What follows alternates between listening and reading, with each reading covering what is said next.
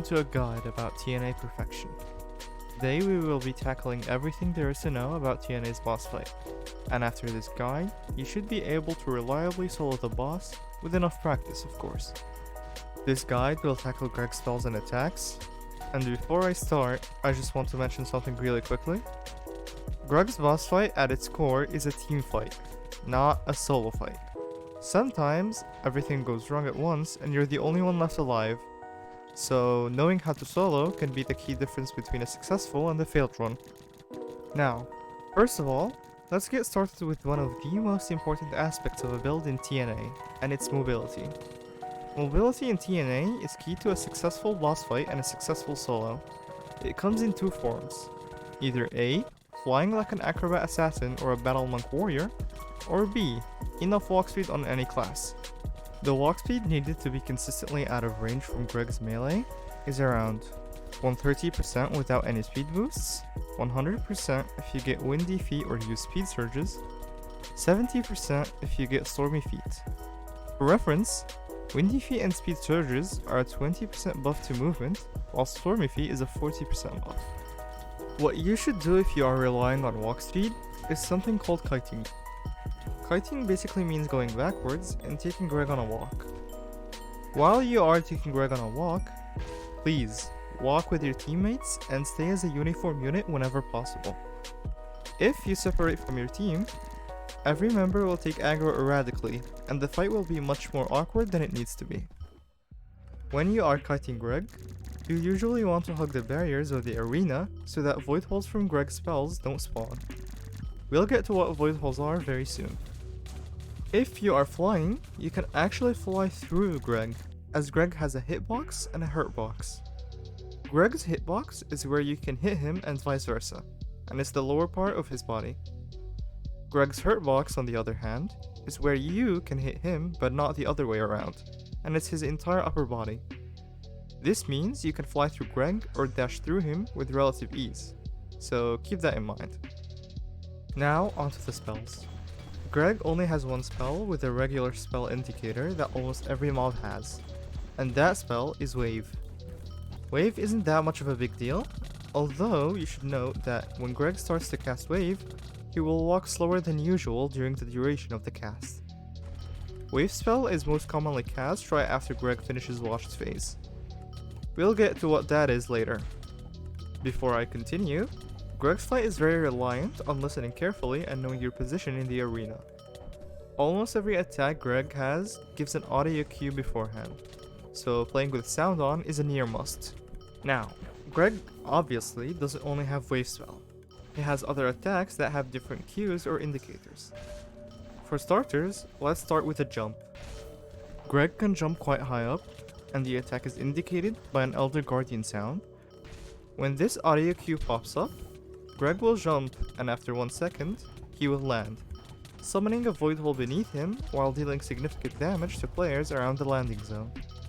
If he lands somewhere that's not near the edges of the arena, the void hole will successfully spawn. Think of void holes as traps. When you fall into them, you take damage and fall from above, with the off chance that you don't take damage or that you just bounce up.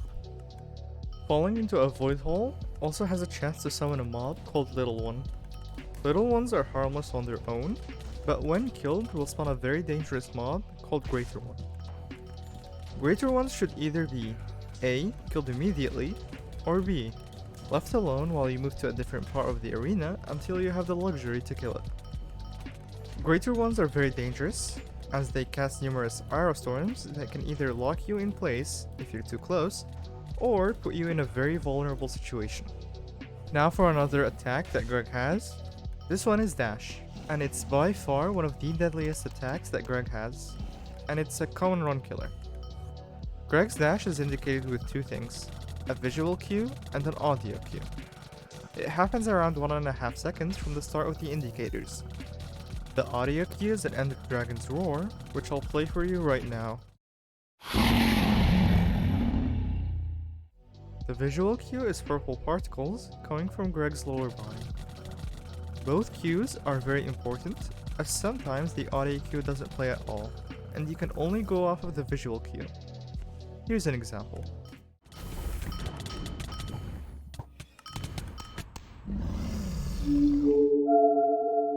When you know that a dash is coming your way, do not greet for more damage and get out of his way.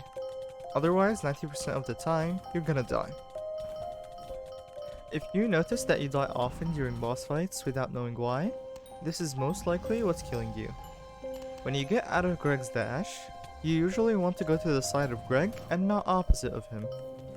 It's way safer that way, as Greg doesn't accurately lock onto your exact position while moving, so you're either gonna take minimal damage or none at all. If you are flying and are able to gain enough height, being directly above Greg while he dashes will ensure that you are 100% safe. This attack also spawns void holes, and he can chain them multiple times, so always be on the lookout.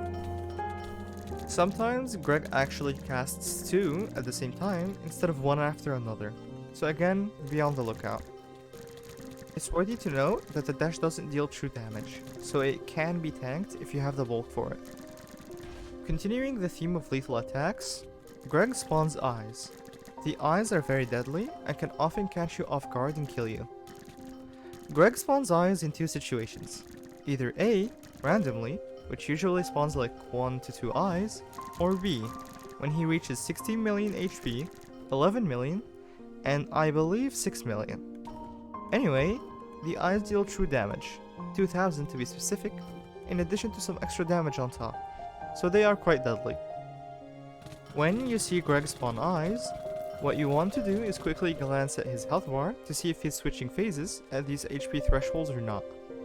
When he spawns numerous eyes, that means he's switching into watched phase. Watched phase is when Greg goes to the middle of the arena, becomes invulnerable, and targets you with beams that deal a lot of true damage. His watched only targets one player at a time, but when it lands, it has an explosion that can affect all players caught in the blast zone. When you are being targeted, your screen will flash with the message, "You are being watched." For watched phase, there are 3 things that you should be wary of. Your position in the arena, in case you get watched, your teammate's position, and whether the eyes he summons are chasing after you or not. Try not to move erratically. You're better off by standing in a general area and getting out of the way of watch beams or eyes when need be. Moving randomly will eventually cause either your death or a teammate's death. Onto an attack that poses a mild threat, and it's the skull attack. Greg makes a noise similar to a wither noise. He launches 4 skulls per player to chase after them. They have charge AI, meaning that they go charge at your current position 3 times, with 1 second delay between each charge. The attack really isn't that bad, just that you have to be aware of it, otherwise it might be enough to seal your death. To avoid it, just go in a slightly zigzag pattern, and you should be fine for the most part. Onto what is arguably one of the most non-threatening attacks, the purple fireballs.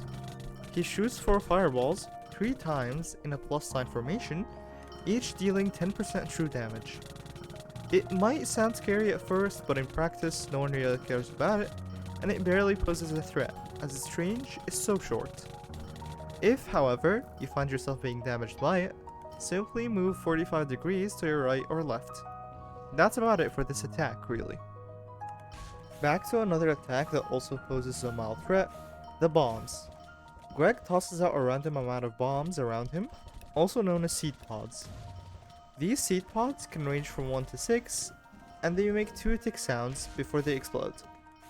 The bombs are usually okay to deal with, as most of the time he throws out either 1 or 2. It shouldn't be an issue if you're kiting Greg. However, I want to note something. This attack often kills flying players when Greg throws out 6 bombs. Being in the range of all 6 bombs is basically a death sentence, as each bomb deals 10% true damage. Point being, if you're flying, you need to be more careful of the attack, and if you're grounded, just don't loop around to the bombs. Coming up next are 2 attacks that are very mild, and usually you won't even need to do anything special for them. First one are the hands. Greg spawns 2 hands that chase after you. They have charge AI, so unless they're on the same line of blocks as you are, you shouldn't worry about them. If, however, you are on the same line as them, keep moving to the sides until they charge towards you. Misalign them and you'll be fine. Next up is the Grasp attack. Greg spawns a void hole above you, and after a couple of seconds, the void hole will stop moving and will call down a hand from it that will deal a decent amount of damage to you and anyone nearby. If you're walking fast enough and if you're flying, you will not be harmed. Although, players around you could be harmed, so be wary of that. 2 attacks remain. First one is very dangerous to players standing still, and it's the purple circles attack. Greg will spawn a multitude of rings that deal 3000 true damage every half a second to players standing in it. It's basically harmless if you're moving, as it disappears after a couple of seconds. However, it is very lethal to players attempting to face tank Greg. If you see yourself dying very fast, get out of the way immediately, as you have maybe around 1.5 seconds of life, if you're standing directly in the circles, that is. So react fast enough when need be. The last attack is basically harmless. No one cares about it in practice at all. Greg basically spawns lines of purple and blue particles that are supposed to deal 1% true damage and some damage on top of it. But in reality, it feels like it doesn't do anything at all, and I've never seen anyone get harmed by it, and it's pretty much just harmless. That's about it for this guide. I obviously cannot cover every single detail and how to play each archetype, otherwise the video would be an hour long. I'll make a pinned comment if I miss anything important, and I'll answer any questions that you have in the comments below. But yeah, that's about it for this video. I hope this guide will help you at least understand the boss fight, and with practice, you'll be able to excel at it. Thank you for watching.